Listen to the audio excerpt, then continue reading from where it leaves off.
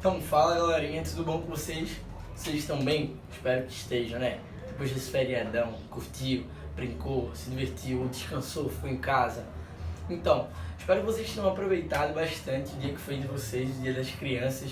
Espero que vocês tenham curtido, que vocês tenham descansado, que vocês tenham feito aquilo que vocês mais gostam. Porque hoje chegou a terça-feira, felizmente ou felizmente, chegamos mais um dia de estudo e vamos embora porque a gente está chegando nessa reta final, a gente está aí chegando no nosso final do ano aqui, juntos, nessa caminhada que a gente vai chegar bem e vai conseguir a aprovação. É isso que a gente quer adquirir esse conhecimento e ir para um ano novo, um ano onde as coisas que aconteceram nesse ano não possam acontecer, se Deus quiser, mas vamos seguir, que a gente ainda continua nesse estilo remoto, vamos seguir assim até o final e vamos embora, tá certo? Hoje a gente vai falar sobre a Segunda República Francesa, ou melhor, a gente vai falar sobre esse período da França aí no século XIX. A gente viu algo já, o início, essa introdução na aula passada, a gente falou sobre isso. Lembrando também que na aula passada a gente também teve a minha aula de campo. Eu fiz uma aula de campo aqui no centro do Recife, falando sobre alguns pontos da nossa cidade. Se você ainda não viu, vai lá na aula passada, dá essa moral, chegue junto, vá lá, assista, fale lá se você gostou, se você não gostou, se você quer mais aulas assim, que eu vou tentar estar trazendo para vocês, tá indo para o museu para tentar gravar lá. Então, fala lá. Se você não assistiu, vai lá assistir, perde tempo não, deixa de vacilar e vai lá e assiste, tá certo? Dá essa moral.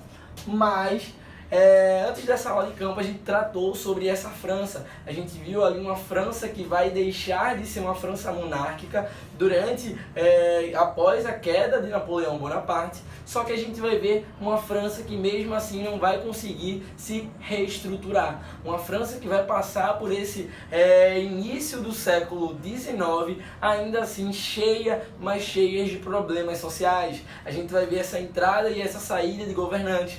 O último governante a entrar antes do que a gente vai falar aqui é o Felipe de Orleans, beleza? O Felipe de Orleans, ele vai entrar e até parente do Pedro II, que vai estar aqui atuando no Brasil, no Império do Brasil. O Felipe de Orleans, ele vai entrar nesse período da França, nesse início do século XIX, mas ele não vai conseguir se manter no poder. E por várias pressões, ele vai acabar fugindo, se locomovendo da França e dando perdido, como a gente fala na gíria popular, certo?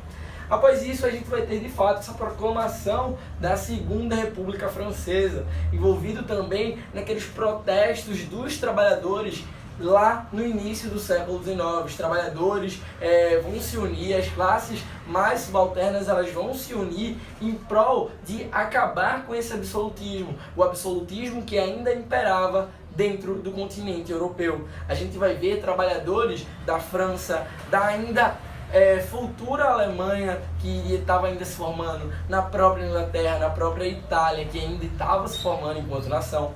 A gente tem que lembrar que países como a Alemanha e Itália só vão se unificar, virar de fato Itália e Alemanha ali no final desse século XIX. Ali a Itália em 1870 e a Alemanha em 1871.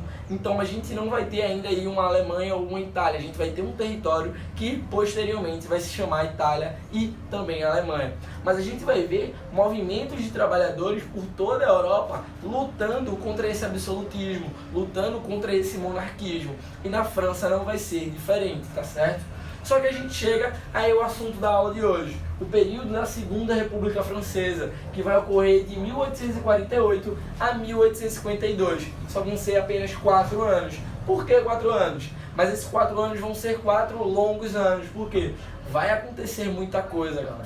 A princípio, a gente vai ter essa república sendo comandadas por alguns liberais no governo provisório, alguns liberais e alguns socialistas, tendo em vista de que as teorias e os políticos ligados às alas comunistas, às alas socialistas, eles vão estar tendo grande influência no período da Europa. Isso porque a gente vai ter um período de intensa industrialização no continente europeu. Então a gente vai ter muitos operários, muitos trabalhadores fabris que vão estar ligados a movimentos socialistas. A gente vai ter ali dentro desse século XIX o socialismo utópico, que a gente já trabalhou aqui. A gente vai ter o socialismo científico, que esse sim vai ser o mais disseminado por toda a Europa dentro do movimento operário, que vai ser o socialismo marxista, que vai ser fundado por Karl Marx e Friedrich Engels, tá certo? Então a gente vai ter sim essa Europa sendo uma Europa mais ligada ao socialismo, com as teorias socialistas ganhando muita força dentro da classe trabalhadora, beleza? Que de fato era a classe mais prejudicada por toda a Europa. A gente vai ter nessa França esses liberais, que vão ser alguns burgueses, que vão assumir o poder dessa república, juntamente com alguns políticos socialistas ligados à ala socialista. Claro, esses socialistas eles vão estar em minoria, até porque quem sempre vai ter o poder, galera, é essa galera que vai ter os meios de produção, vai ser dona dos meios de produção, vai ser as classes dominantes. Então eles vão ter quase sempre o poder. Mas aí a gente vai ter uma mescla ainda com os socialistas. A gente vai ter as medidas tomadas por esse governo provisório. A gente vai ter o fim da pena de morte, já que com Napoleão a pena de morte existia e os dois últimos governantes dessa França vai ainda manter essa pena de morte, mas com essa república, essa segunda república, a pena de morte ela vai ser extinta. A gente vai ter o fim dessa pena de morte e também o fim da pena de morte em praça pública. Lembra lá da guilhotina que vai surgir na Revolução Francesa? Então, essa guilhotina ela ainda vai ser utilizada até esse século XIX. As pessoas ainda vão continuar sendo assassinadas em praça pública. Só que aqui, as medidas tomadas pela Segunda República, essa pena de morte ela vai chegar ao fim. Outra coisa, a gente vai ter o sufrágio masculino universal, que vai ser o voto ligado sempre à ala masculina e também a uma ala que posteriormente vai ter capital, vai ter algum tipo de dinheiro. A gente não vai ver esses trabalhadores tendo voz, apenas com as suas representações de algumas pessoas que eram ligadas aos partidos socialistas, tá certo? Outra coisa, a gente vai ter uma pressão muito grande desses socialistas que eu acabei de falar para vocês. Os socialistas eles vão cobrar muito do governo um tipo de auxílio para os trabalhadores, um auxílio para aqueles trabalhadores pudessem ter uma renda extra, pudessem ter um mínimo de condição de sobreviver e de trabalhar nas fábricas. Algo que vai começar a incomodar esses liberais, esses republicanos liberais, tendo em vista de que a maior parte eram donos de fábricas, eram burgueses. Outro ponto também, a gente vai ter o aumento dos impostos para a burguesia. Os socialistas eles vão bater muito nessa tecla, falando de que é a classe trabalhadora que enriquece a classe burguesa. Então a classe burguesa deveria pagar impostos mais altos, deveria sim pagar esses impostos mais altos para manter essa classe trabalhadora, essa classe operária, o chamado proletário, beleza? E por conta dessas pressões, por conta dessas pautas cobradas pelos socialistas, eles vão ser expulsos do governo francês. Eles vão entrar na ilegalidade. É um período também que vai marcar a expulsão e a cassação do Karl Marx na França. O Marx ele vai viver na França, mesmo sendo alemão, ele vai viver na França e ele vai ser expulso até mesmo do trabalho onde ele já estava tendo, que era no jornal francês. Esse período ele vai marcar isso também, a expulsão do Karl Marx da França, e ele vai fugir para a Inglaterra e vai continuar um pouco na ilegalidade na França e mesclando com algumas regiões da Alemanha. Tendo visto que tudo é tanto próximo na Europa, né? Como eu falei para vocês, os socialistas eles vão ser expulsos da França e vai subir ao poder o Luís Bonaparte. O Luís Bonaparte ele vai subir ao poder e vai causar um episódio em que o próprio Karl Marx vai chamar de o 18 Brumário de Luís Bonaparte. Lembra que o golpe de 18 Brumário foi de Napoleão Bonaparte? Lá atrás, quando a gente viu após a República Jacobina? Então, ele vai apelidar porque o Luís Bonaparte ele meio que vai fazer algo parecido com o Napoleão. Ele vai chegar ao poder de formas legais, ele vai ser votado e ele vai chegar com um amplo conciliamento do povo, só que em seguida, após a tomada do poder, em 1851, ele vai fechar o parlamento. ele fecha o parlamento, iniciando uma ditadura, tendo em vista de que ele ainda compactuava com os ideais de Napoleão Bonaparte. E ele vai assumir agora uma ditadura, ele vai assumir que a França é uma ditadura, é uma monarquia, ele vai retroceder, ele não vai aceitar uma república e vai tomar para si o título de Napoleão III. Beleza? Ele vai se autodeclarar imperador e assumir o título de Napoleão III. Algo que ficou conhecido pela nomenclatura que o Karl Marx deu de o golpe do 18 Brumário de Luiz Bonaparte. Tranquilo? Atrelado a esse governo que vai durar muito pouco, algo que chega até a ser contraditório, não é?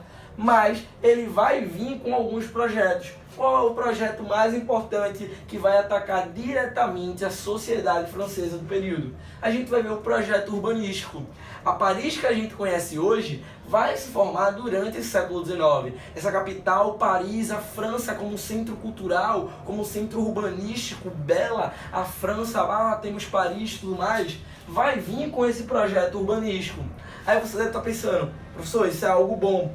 Então, isso é algo bom para quem tem dinheiro, para uma classe que desfruta dessas qualidades do projeto urbanístico.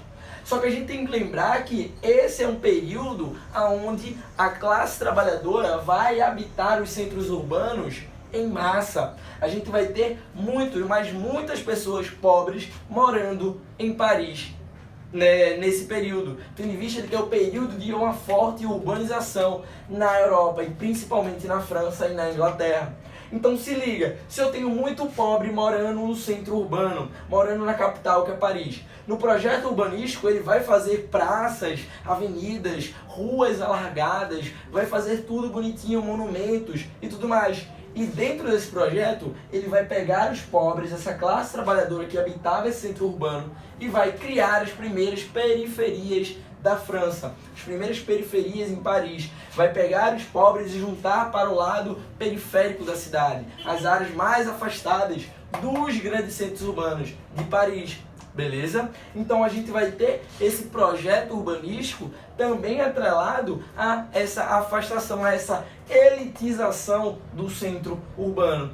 Algo que vai ser copiado igual, o projeto vai ser igual, vai ser copiado pelos primeiros presidentes aqui no Brasil, após a proclamação da República, ali no início de 1904, 1905, a gente vai ter o Dantas Barreto fazendo isso aqui em Pernambuco. A Avenida Dantas Barreto, ela não existia. A gente vai ter ali várias regiões, várias moradias. A gente vai ter uma igreja, que é a Igreja do Nazareno, que vai ser demolida, que hoje não existe, que vai dar lugar àquela Dantas Barreto. A gente vai ter a expulsão de várias comunidades mais pobres do centro do Recife e principalmente também do centro do Rio de Janeiro, que o negócio ainda vai ser pior. A gente vai ter o fim dos mucambos, das grandes pensões, que a gente vai encontrar isso muito presente nas obras literárias. A gente vai ter o Curtiço de Aloysio de Azevedo denunciando isso. A gente vai ter as próprias obras de Machado de Assis, como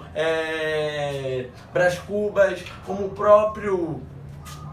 Poxa, me esqueci o nome da outra obra, mas eu vou lembrar e vou falar para vocês. Então esse projeto que o Luiz Bonaparte vai levar para a França, ele também vai ser copiado por essa início de República Brasileira, tá bom? Mas voltando para a França, isso tudo vai trazer consequências muito graves para a classe trabalhadora, para a classe mais pobre da França. Só que dentro disso tudo, a própria burguesia não apoiava esse mantimento dessa monarquia de Luiz Bonaparte ou de Napoleão III. E o que é que eles vão fazer? Eles vão se juntar, a parte mais liberal, os republicanos franceses, eles vão se juntar e vão, posteriormente, vão admitir uma prisão de Napoleão III. De fato, ele vai ser preso, vai ser proclamada uma nova república, e daí você pensa, meu Deus, a França não para de proclamar república, república atrás de república. Pois é, a galera gosta muito de dar golpe na França, bem parecido com o Brasil, mas tudo bem. Vamos lá.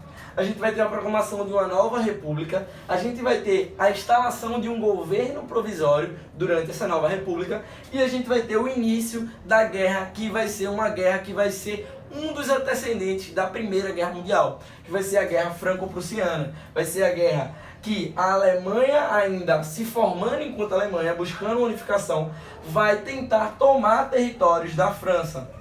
Então vai ser a Guerra Franco-Prussiana. Essa guerra vai deixar milhões ou centenas de feridos, centenas de mortos, e vai sim ter resultado lá na Primeira Guerra Mundial, que vocês vão ter ano que vem como assunto. Então vai se ligando já aí, beleza? A gente vai ter a formação dessa França em 1871 e essa Alemanha vai, ainda assim na Guerra Franco-Prussiana, bem antes, eles vão tentar tomar territórios da França para se unificar, para se formar enquanto país Alemanha. Beleza? Tranquilo? Eita, faltou até uma letra aqui, ó. Agora. Guerra Franco-Prussiana. Então, basicamente, essa é a França que vai chegar a esse final de século XIX. Uma França completamente tumultuada, mas agora se estabelece enquanto uma república. E deixa para trás todas as monarquias, toda essa corte, toda essa ideia de império. Tranquilo? Tudo certo com vocês? Massa. Te encontro na próxima aula, espero que vocês tenham entendido. Um beijão e falou!